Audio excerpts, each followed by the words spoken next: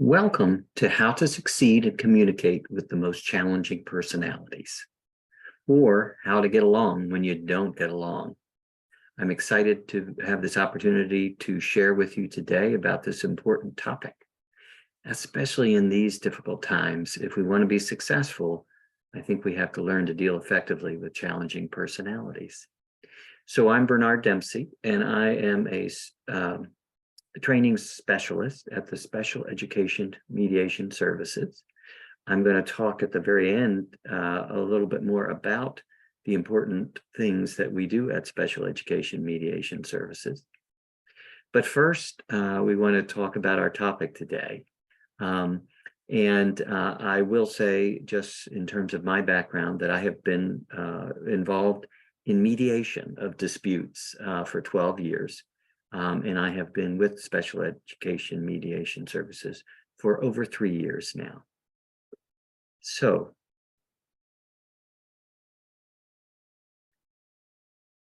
here's our agenda for today's presentation. We're going to start with what makes it so hard to get along with difficult personalities and challenging personalities, and why is this so important? And we're also going to talk about the human brain and conflict, because this is the explanation. We have to understand how our brain works. This is critical to developing the skills to conquer these interactions. And there are two important parts to mastering dealing with challenging personalities. One is proactive. So we're going to talk about laying the foundation. And the second is reactive, some specific skills to have to utilize when escalation does occur. So we're going to talk about these skills, and these are based on data and experts and lots of recent studies that have been coming out. And finally, we're also going to talk about what we need to do about overcoming the barriers to effectively dealing with challenging personalities. So our goal today is to convince you that it is well worth your while to commit to the hard work needed to build the skills to work effectively with just about anybody. So we're going to start off today with an example of how a seemingly routine special education conversation can go off the rails. The players in this scenario are, first of all, Charlie. Charlie is a student. He's a 10th grader. Charlie has intellectual and developmental disabilities. And he's not seeking a diploma in school, but he's been fully included in the general education classroom since he was in kindergarten. And he has a one-on-one aide, Liz, and he has also a modified curriculum. So that is the topic of this discussion. Charlie loves science, and he's very excited to be in this class called Chemistry That Surrounds You. And Charlie's teacher there is Miss Smith. And so she's asked Charlie's mom to talk to her about the challenges of modifying the curriculum in order to make it useful and a learning experience for Charlie. Charlie's mom happens to be visiting the school to give Charlie some medication and asks if that would be a good time to meet. And the teacher, Miss Smith, has agreed. Good morning, Mrs. Jones, Charlie, Liz. Why don't we step into the office so we can talk and Charlie can take his medicine? Mrs. Jones, these worksheets are examples of the level of difficulty the students are expected to be able to master in this class. I'm having a difficult time modifying them so that Charlie can grasp the concepts. Mrs. Smith, these are hard, but I've learned a lot over the years, and I believe any curriculum can be modified for my son. Charlie loves science, and I'm confident that he can grasp the concept that carbon monoxide is bad for our air, the trees, and the overall environment.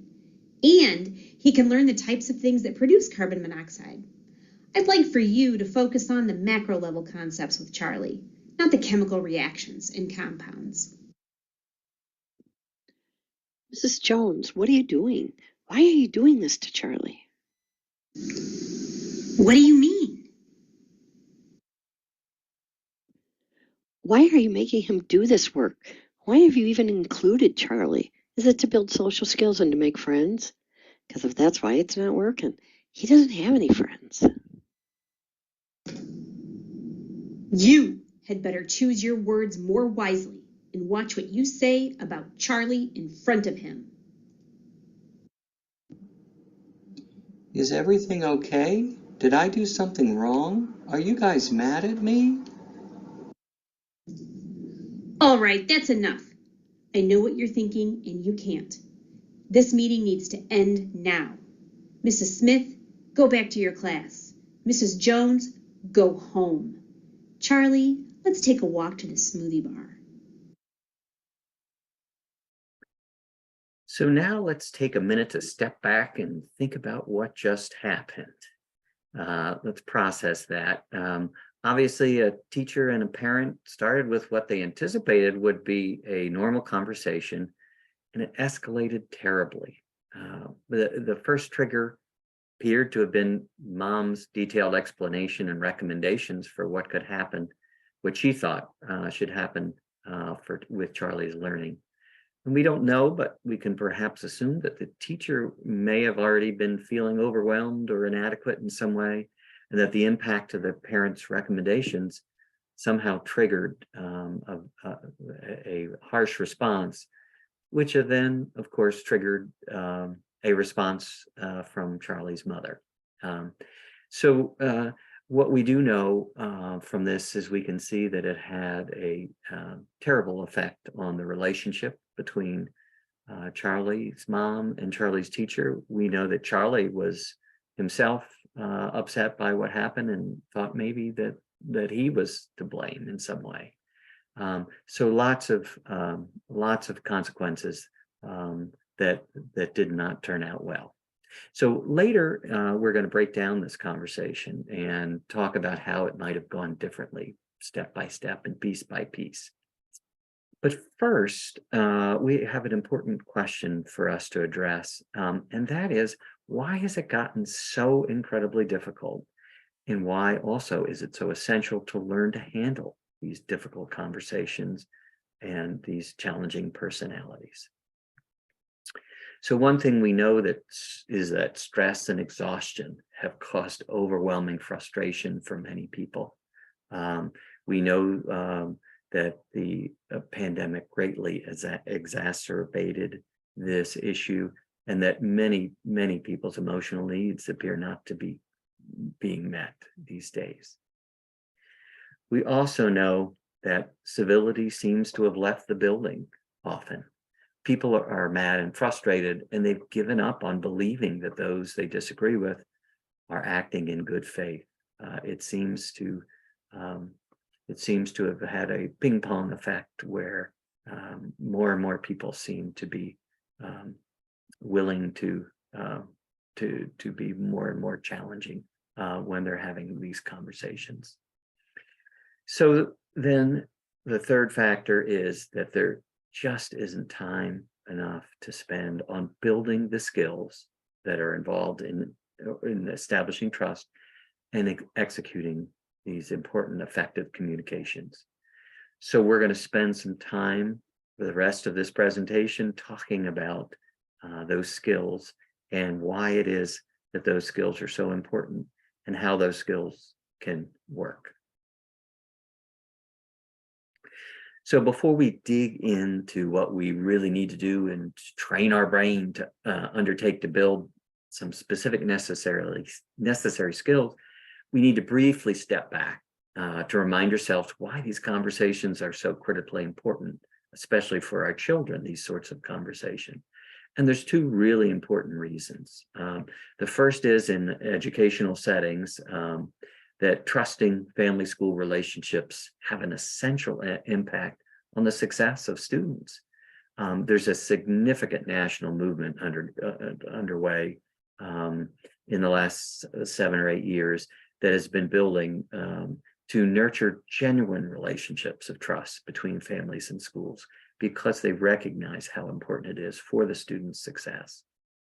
And the second thing we know is that conflict in life is simply inevitable, and especially when it comes to the important decisions that we perceive impacting the success of a child, any child, but especially our child. Therefore, we need to prepare for these inevitable differences of opinion in how we approach these challenges.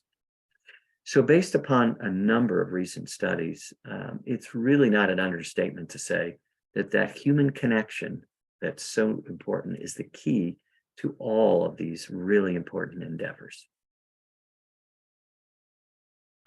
So the importance of connection and building trust is true even beyond just a school environment such as this.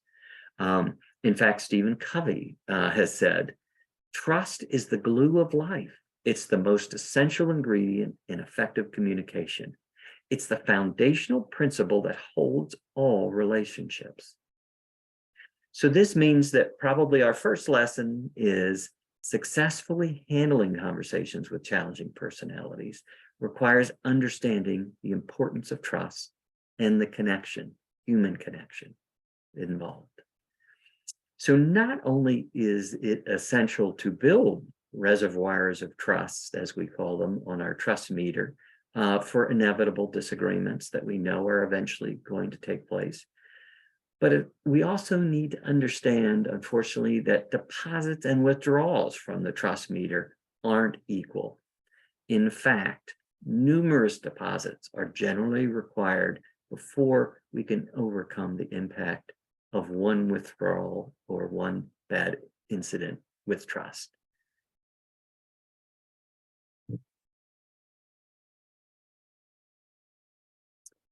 So now that we've covered the critical importance of trust and building connections, human connections, our next question that we need to answer is, why do our conversations so often go off the rails like this? And here's the answer. It's because the human brain, while an astoundingly complex organ, is far from perfect. So until very recently, we knew very little about the complex workings of the human brain. But in the last 20 years, brain science has greatly advanced. And the latest research seems to show that we have actually two brain systems. There's what is called the old brain system, which is essentially the amygdala in the back of the head. And this is our more primitive brain that was developed, automatic, unconscious. And when it's triggered, it goes off to energize our entire body in order to protect us from threats. It prepares us to fight or to run for our life. This means that survival, understandably, is our strongest instinct of all. So in the old days, wild animals and invading marauders were an important reason to have a survival instinct that was strong above everything else. Today, this survival instinct is not nearly as important for our survival, but it still does maintain a role in how we respond to conflict.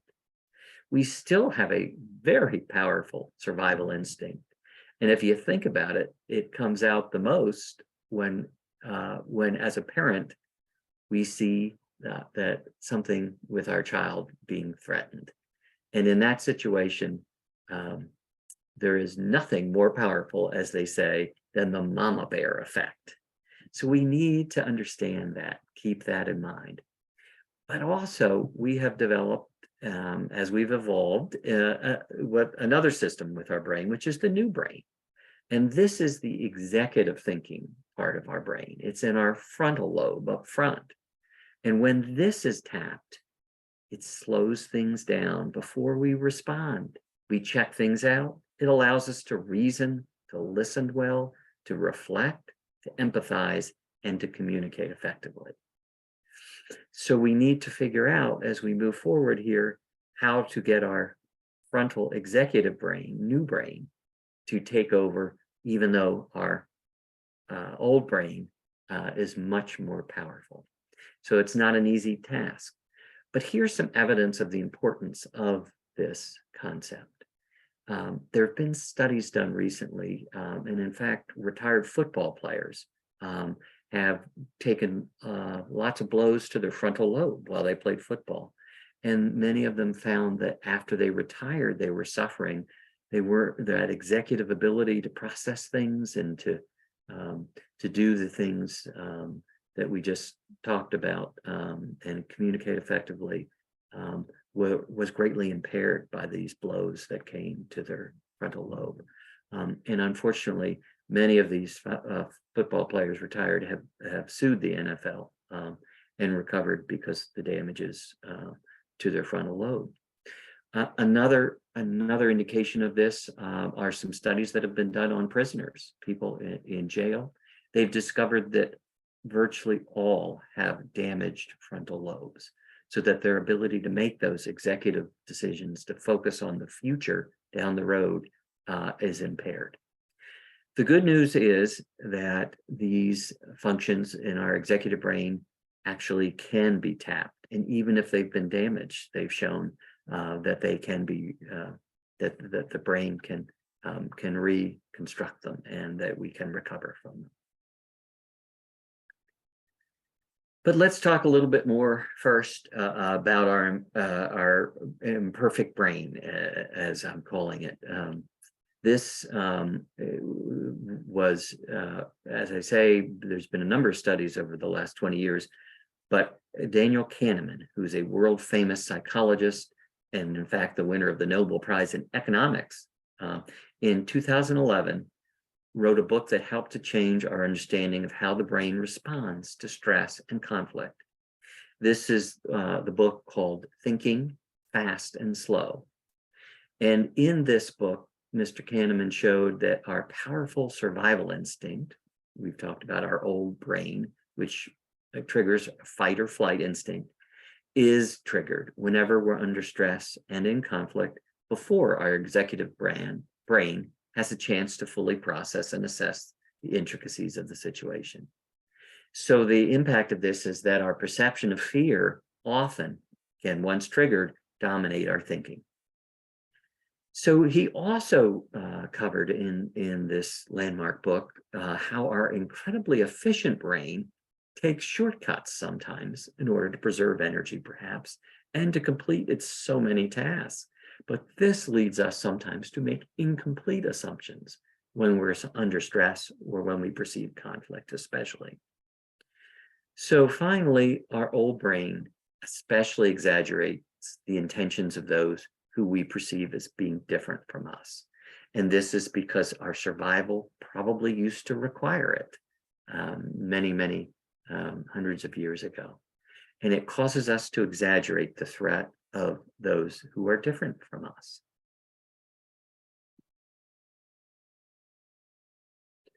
So an additional challenge related to that is that we apparently often are unaware that our brain takes these shortcuts, and sometimes we make inaccurate assumptions without realizing it. So Daniel Kahneman wrote a follow-up book along with several co-authors in 2021, and it's called Noise, A Flaw in Human Judgment. And in this book, he followed up on many of these similar concepts and to show that human judgments are often flawed, due both to our biases and variances in what our brain absorbs. You've probably heard a great deal recently about implicit bias and how it works and how it causes us to react without realizing our brain is sort of running on autopilot and reaching conclusions and causing us to react. But two pieces of the reality of what our brain absorbs are something he calls selective attention, these authors call selective attention, and selective recall. And again, these are just aspects of our brain and how it works amazingly in many ways, but sometimes not 100% effectively. And I learned about this years ago when I was a litigation lawyer. I was astounded at how often different witnesses, including those even who weren't invested in the outcome of the cases, they all had such different recollections of the same event. So as a result, over the years, I became convinced that people had the capacity to actually convince themselves that an event occurred differently than it actually did. And thanks to these recent studies, we now know that we process things far better when we write it down, immediately, for instance, when we're not multitasking, and also when we're under less stress. But the author's primary conclusion in the book Noise is that we often are far more confident than we should be about the information we believe to be true. So this knowledge that our perception of things is not always trustworthy and accurate is not new. For instance, a long time ago, a very famous playwright, Moliere, said, "It infuriates me to be wrong when I know I'm right." Somewhat more recently, but still pretty far in the past, the author Mark Twain said, "It ain't what you don't know that gets you into trouble. It's what you know for sure that just ain't so." So both of these quotes from famous authors illustrates the essential point that's explored in Noise, that our brains, although amazing in all they can do, are far from perfect, and they're subject to error when they take shortcuts. So with all of this new knowledge of how the human brain works, we can now develop some tools to tackle barriers that interfere with our brain's ability to effectively handle challenging personalities and difficult conversations. To begin, here are some main barriers we need to understand in order to master these skills. First of all, fear. We've already talked about how fear is an incredibly powerful instinct. In fact, our most powerful instinct. But our brain, when we process things, also doesn't like adding stress into its already difficult mix. And so it creates excuses and exaggerates negatives. In addition, there's something called brain drain. It takes a lot of work to overcome our brain's preferences, to not have to work so hard and not take shortcuts. Third, our buttons get pushed. We sometimes can't help but react very strongly to defend our honor and what we know is right. Again, this is our fight or flight instinct, because we really like being right as well. And fourth, a depleted reservoir. This makes it so difficult to muster the kindness and patience that we need when we're dealing with difficult, challenging personalities, when others aren't reciprocating as we want or expect them to. Finally, winging it. The value of preparation. So when we're dealing effectively with challenging people, we're practicing effective communication that is relentlessly strategic. It is not haphazard or guarded.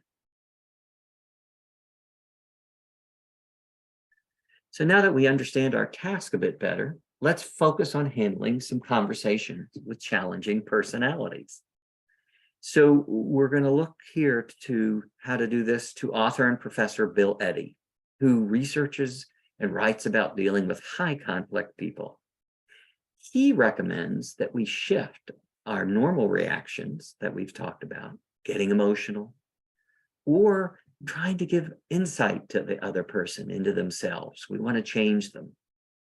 And we also often try to resolve the past. We want to explain and talk about it and make it different than it actually was. So he says that these endeavors are not generally useful when you're under stress and dealing with challenging personalities. So he says instead, we should focus on different things. We should focus on using calming language. We should focus specifically on the choices there are for the present and the future. And then we should also think about setting limits on future behavior. So in order to prevent those buttons in our brain from making these default judgments and taking shortcuts, and rather than focusing on the other person's behavior as being bad or something we can change by telling them they're bad, which just doesn't work, it helps more, he says, to understand that their behavior is defensive And it's based perhaps on an exaggerated fear, but nevertheless fear. So, in other words, it will help you to control your emotional reactions if you think of their attacks as their response to protecting themselves from a perceived threat of some sort. So according to Bill Eddy's research, this is a 90% effective method to dealing with difficult personalities. So it starts with working to de-escalate the person's fears that we mentioned. As brain science shows in studies, that fear, even though it may be exaggerated or based upon an erroneous assumption itself, is often the driver of challenging behaviors. So to de-escalate fear and to build trust and connection, on the other hand, here are 3 important tools. First, demonstrate your respect for the other person. Acknowledge their importance, for instance, in the student's success.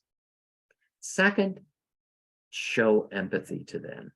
Let them know that this may not be easy for them, and that you feel that you can understand where they're coming from. Third, show them that you are listening.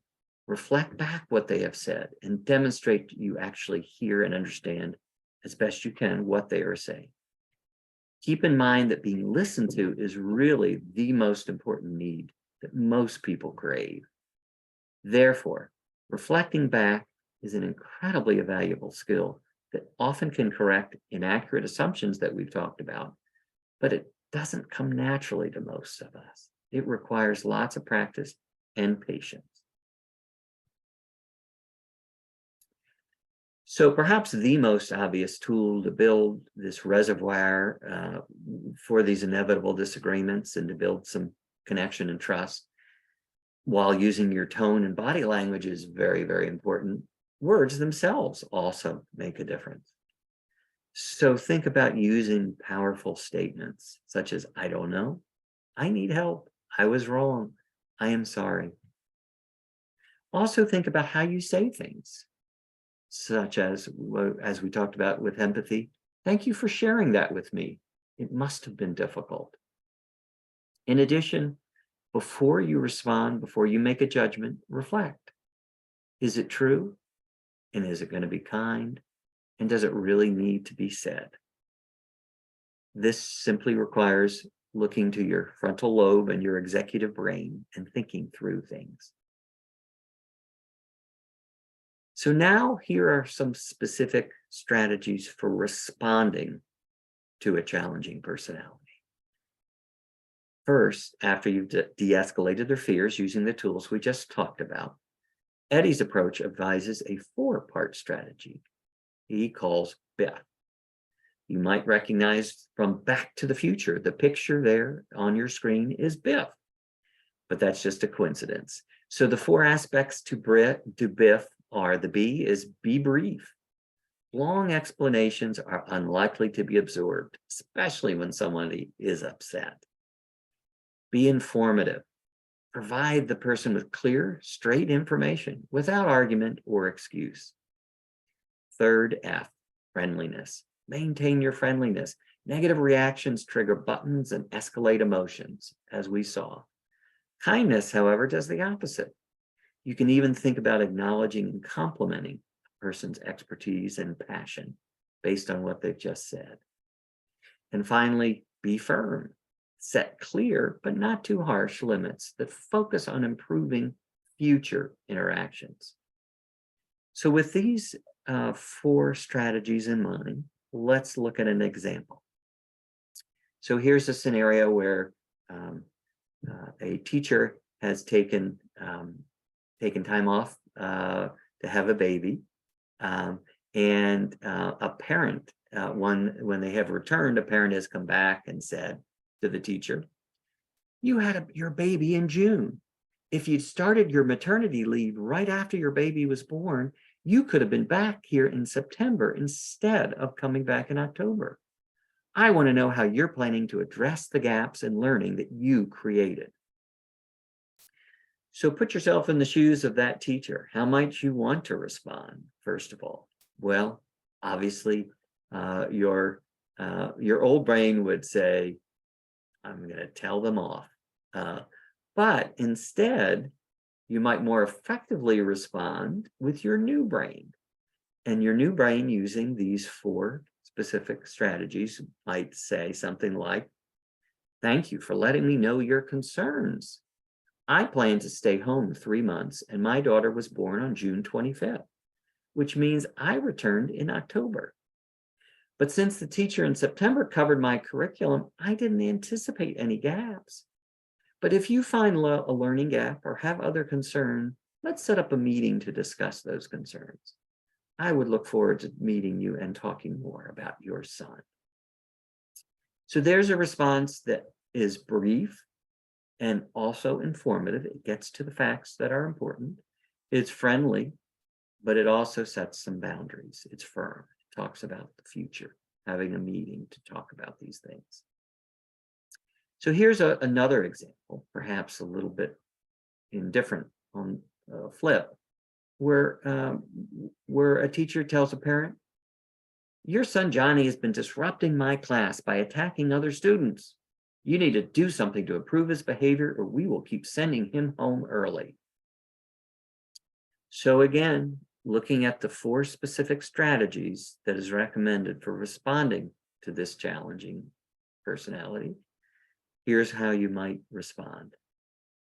I am glad that you have let me know of your concern. I really respect and appreciate the fact that you're handling a difficult task of teaching all of these students in your class. And it does sound like my son is making that more challenging for you. I would really like for us to figure out together what might be driving his behavior, because I share your concern that it's impacting his and the students' learning. I would be happy to make time as soon as it's feasible to meet with you, and perhaps my son's IEP team members should meet with us as well, for us together to create some strategies to deal with these challenges. What do you think would be the best way for us to get started? So again, that response is one that doesn't go into the details or argue about what the facts are or what the teacher's responding to. It just focuses on moving it forward for the sake of the student, and focuses on complimenting and being friendly, but also being informative, and also setting some parameters on how the conversation should go.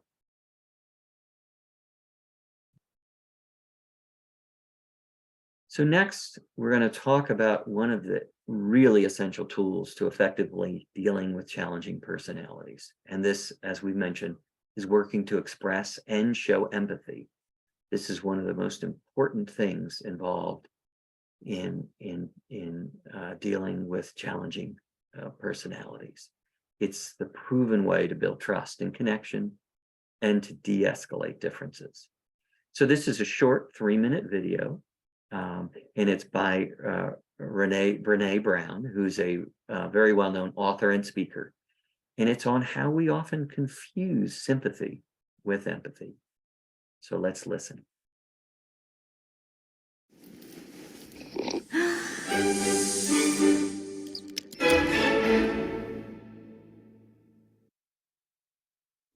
So what is empathy, and why is it very different than sympathy? Empathy fuels connection. Sympathy drives disconnection. Empathy, it's very interesting. Teresa Wiseman is a nursing scholar who studied professions, very diverse professions where empathy is relevant, and came up with 4 qualities of empathy. Perspective taking, the ability to take the perspective of another person or recognize their perspective as their truth. Staying out of judgment, not easy when you enjoy it as much as most of us do. Recognizing emotion in other people and then communicating that. Empathy is feeling with people. And to me, I always think of empathy as this kind of sacred space when someone's kind of in a deep hole and they shout out from the bottom and they say, I'm stuck, it's dark, I'm overwhelmed. And then we look and we say, hey, you climb down. I know what it's like down here, and you're not alone. Sympathy is, ooh, it's bad, no, you want a sandwich? Empathy is a choice, and it's a vulnerable choice, because in order to connect with you, I have to connect with something in myself that knows that feeling.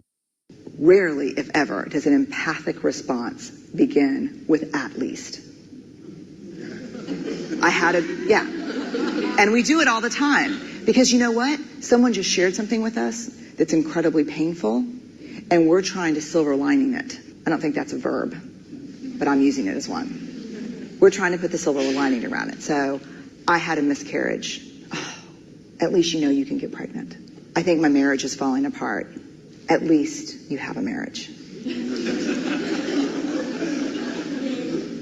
John's getting kicked out of school. At least Sarah is an A student. But one of the things we do sometimes in the face of very difficult conversations is we try to make things better. If I share something with you that's very difficult, I'd rather you say, "I don't even know what to say right now. I'm just so glad you told me."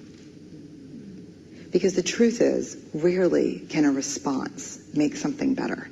What makes something better is connection.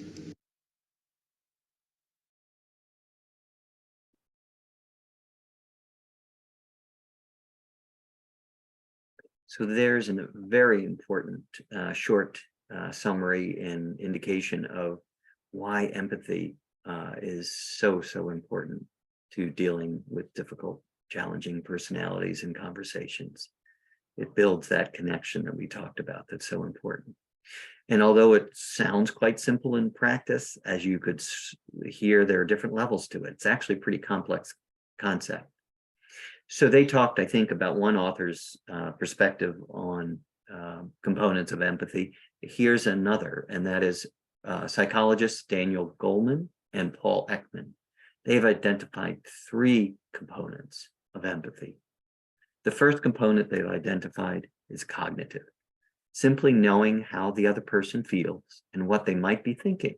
Sometimes this is called perspective taking. So that's one level. If you imagine yourself in your friend's shoes, you know she is likely to be feeling sad as well as anxious because maybe she's lost her job and relies on that income to pay her student loan. But having only cognitive empathy keeps you at a distance from your friend. To truly connect with your friend, you need to share their feelings. This is where emotional empathy comes in. So emotional empathy is when you feel physically along with the other person, as though their emotions were contagious. This type of empathy can also extend to physical sensations, which is why we cringe when someone else stubs their toe. In this case, you would look inwards to identify a situation where you were similarly anxious about the future. The situation itself need not be identical, as each individual is different. What's important is that the emotions resulting from the situation are the same. And third is compassionate empathy. We not only understand the person's predicament and feel with them, but we're spontaneously moved to help them if needed. This is the balance between cognitive and emotional empathy that enables us to act without being overcome with feeling or jumping straight into a problem-solving process. So those are the very important aspects to empathy that are well worth considering. Closely connected to this, and another important piece is embracing diversity. So we know quite a bit about of embracing diversity in terms of our implicit bias, and there's been lots of conversations about this recently in studies.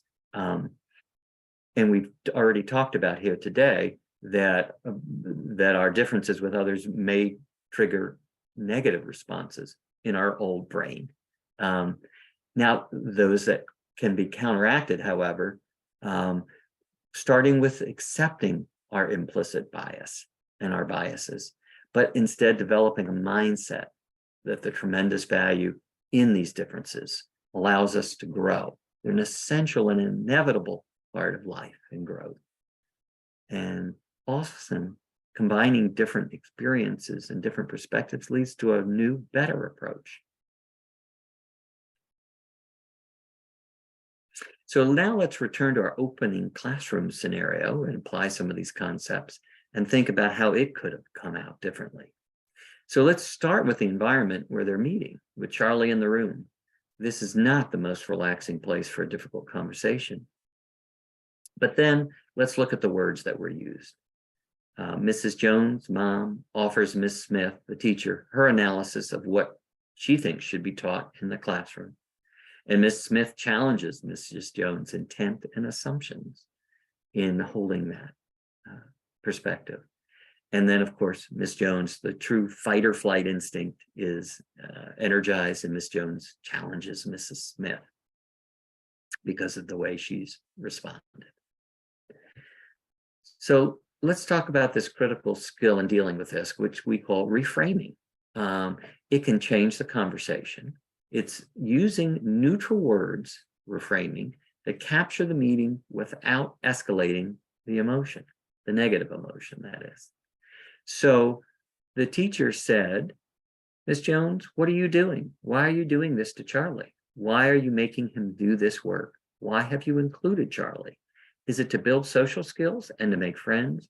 Because if that's why, it's not working. He doesn't have any friends. Instead,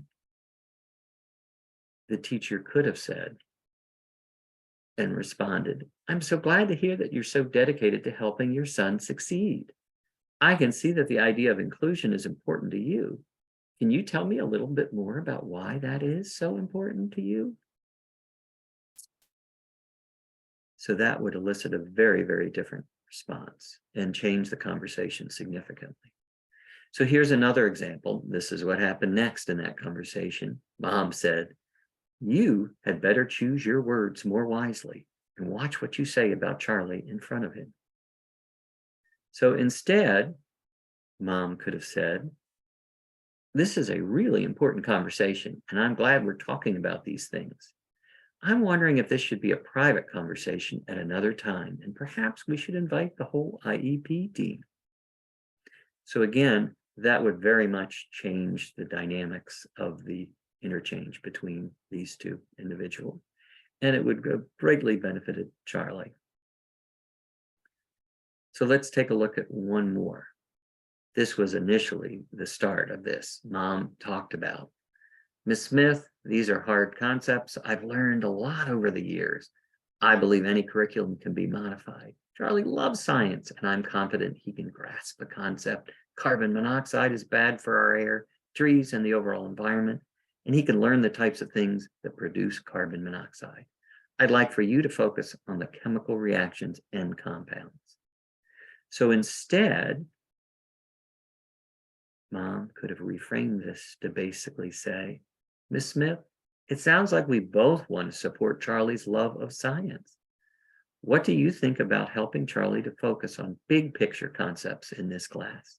What could that look like? So there, in that situation, Mom is much, much more open to acknowledging that this is a joint collaborative conversation with the teacher.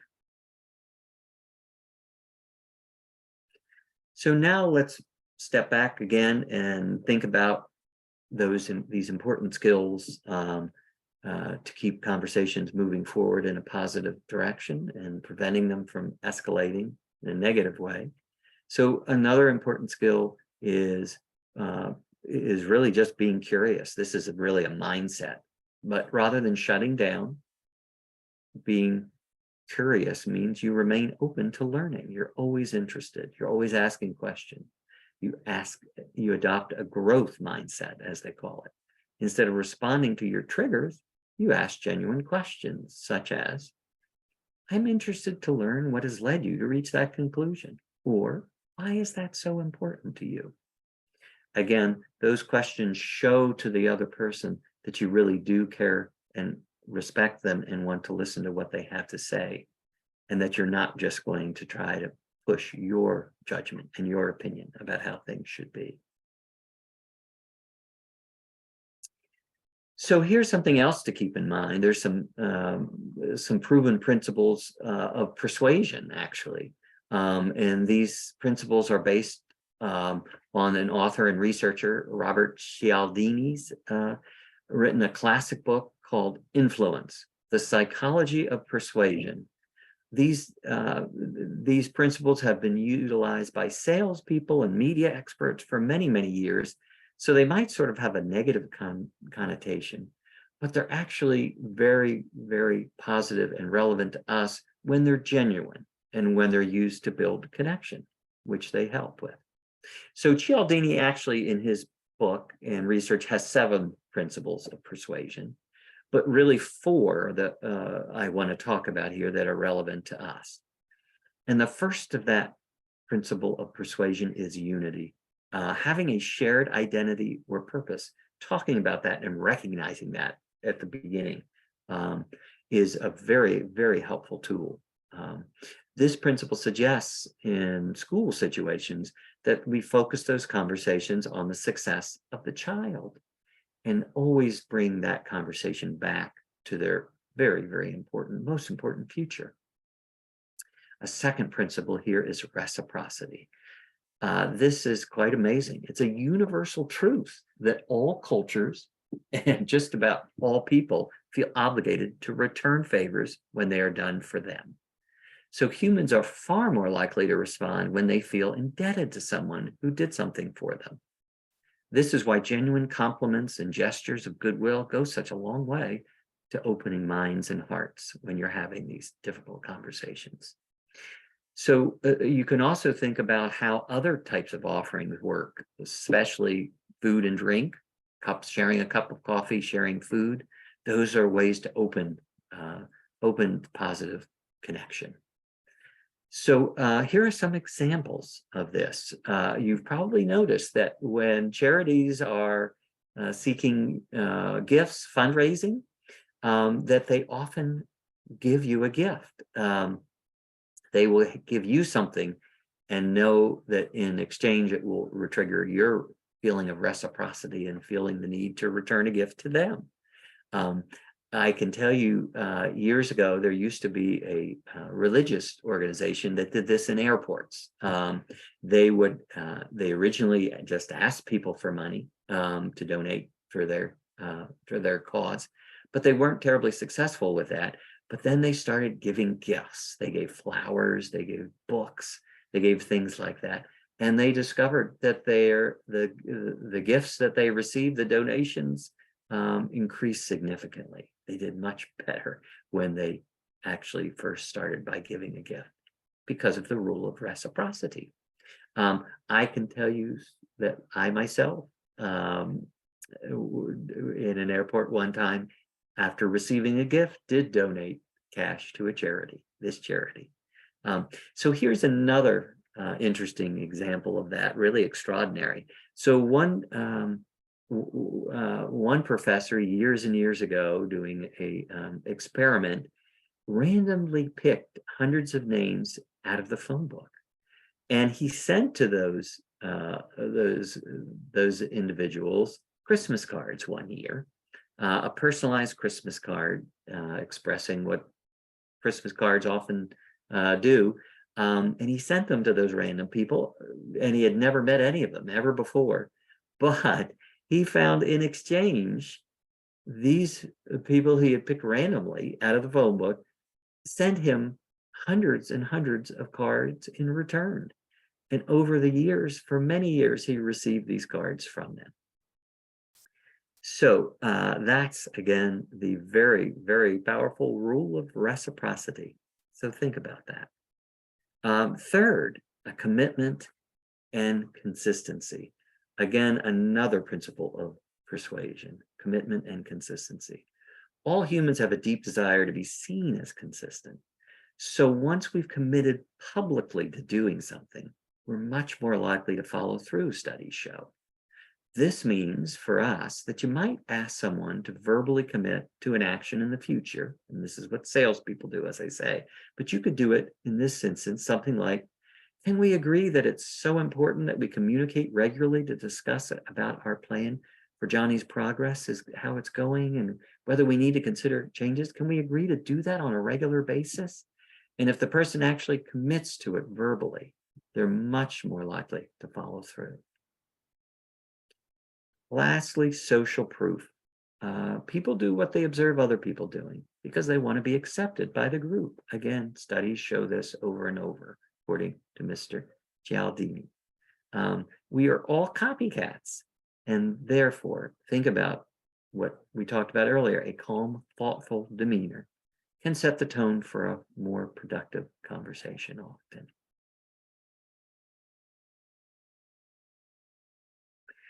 So, in another really important piece to understand, which we talked about in dealing with challenging personalities, is problem solving.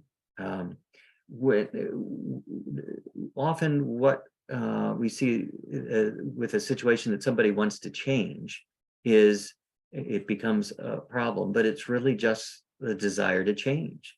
And the truth is that that dealing with change actually is very difficult for our brains. So we actually often go through stages of change, of accepting change, and it's very difficult. So being ready to change depends on where we are in the stages of change. It's like grief a little bit. We move through the stages at our own pace for each situation, and they have behavioral and emotional dynamics. And this is where personal control and being able to use our executive functioning in our new brain is important. Once a thought is firmly established, the feeling of correctness is not easily undone. So an idea known to be wrong continues to feel correct. We have an addiction to the feeling of knowing or being a knower instead of being a learner. So how we deal with and navigate change impacts our ability to solve problems by ourselves or with others. A skilled communicator recognizes that true change cannot happen unless everyone is ready for it. So you're only in charge of your journey through these stages. So supporting and understanding where others are goes a long way. Prepare by allowing space for their journey, taking time to identify what they might need to continue moving, and providing what you can. Be patient. So speaking of planning and patience, our last important skill is talking about planning ahead. It is not easy to overcome our brain's automatic and defensive responses, but it can be done with preparation and practice. So the first of these areas that we talk about is considering the environment. It impacts how the participants react and their level of fear that we've talked about. For example, if you're familiar with IEP meetings or are in IEP meetings, you know that the dynamic often is many highly educated so-called experts, and they are experts, sit across the table from a parent who maybe doesn't know the terminology or understand the complex special education process and issues. So being welcoming in that situation, if you're on the side of the school staff, is being welcoming and conveying information and being open to listen. It's even more essential to that being an effective conversation, to lessening that fear.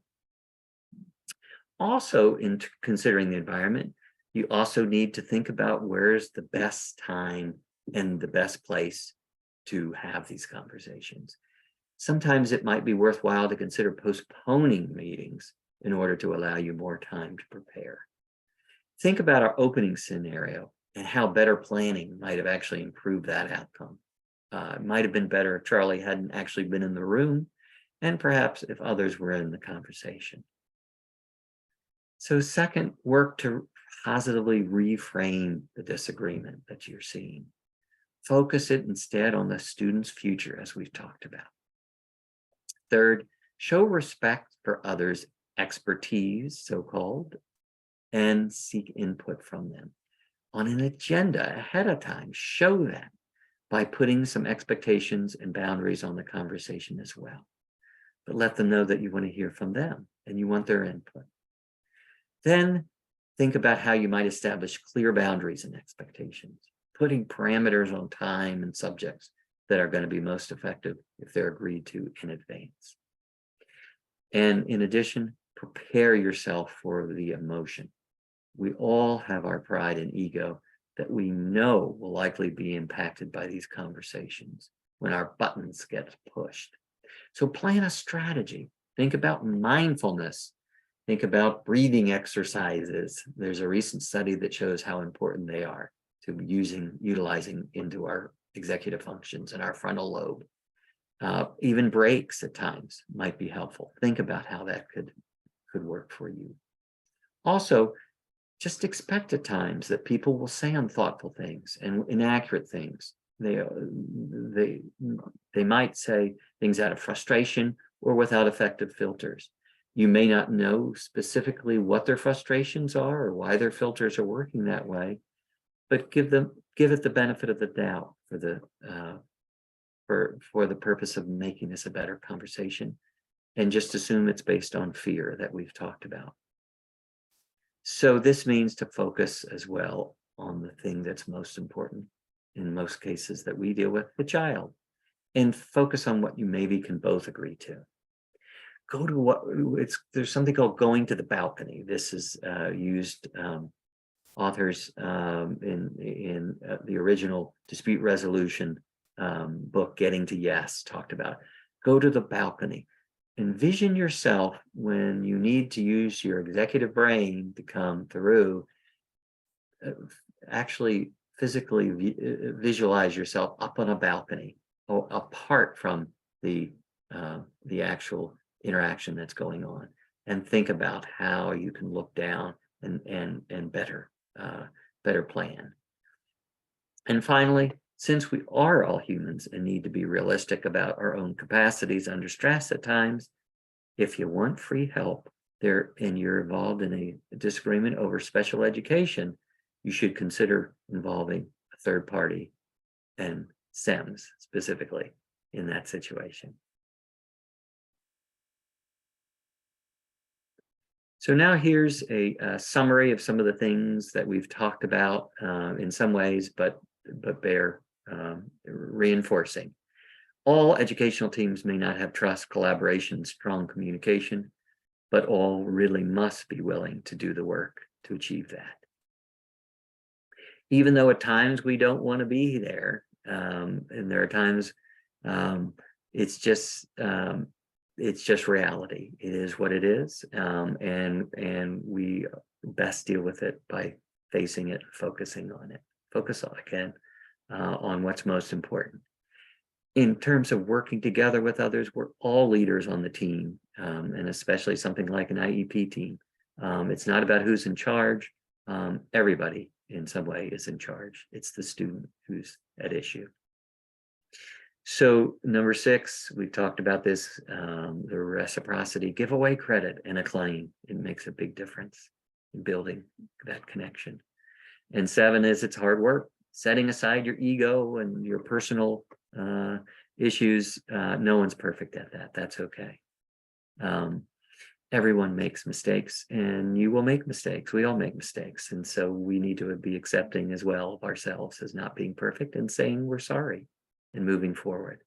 The only effective way to work with people who are difficult is to show them you care and are willing to listen what they have to say, that you connect. And finally, we've got to talk about changing the way we think, talk, and act in conversations. So with all that in mind, our final questions are you willing to consider these 2 core beliefs in moving forward? And if so, what does it mean or look like? First, in, again, school partnerships, we're talking about parent and educator partnerships are the key to successful results for the students that we talked about. It is very difficult, but it's really important to consistently recognize the value of all the team members in the student's success. This is students, the parent or caregiver, the teacher, the principal, the special education teacher and parapros, the service providers, the support staff. All of them together are essential to building a program for a student with special needs. And lastly, think about how your specific words and actions demonstrate that you're valuing these as your core beliefs. Executing these skills may be very hard work and require a new way for you to look at things, but it really is worth the effort, we think. So lastly, as I promised, I'm going to quickly tell you a little bit about special education mediation services and what we do. We're a grant-funded initiative of the Michigan Department of Education, Office of Special Education, and we're free. We offer free mediation and IEP meeting facilitation, and we also provide, such as this, collaborative communication training across Michigan. And third, mediation is actually federally mandated. That part of what we provide. They must be provided at no cost to schools and parents to resolve their special education disputes. So we support students who receive special education supports and services from birth to age 26, and we do this by fostering cooperation and effective teamwork among those who plan their education. Our overall goal is to help the students, the parents, and the educators make these difficult decisions that improve the students' educational outcomes. Again, it's free, and we do this through mediation, where the mediator leads the families and schools through a process to resolve a specific difference or conflict, and they can come to a mutual agreement. It's voluntary, but they can come up with a plan, hopefully to benefit the student and improve their outcome. We also facilitate meetings, which is a little bit different. We help the families and the schools navigate these meetings. We help them stay on task and to make sure all points of views are heard, and we provide this free service. So thank you for taking the time to allow me to share these things today. And I wish you the best.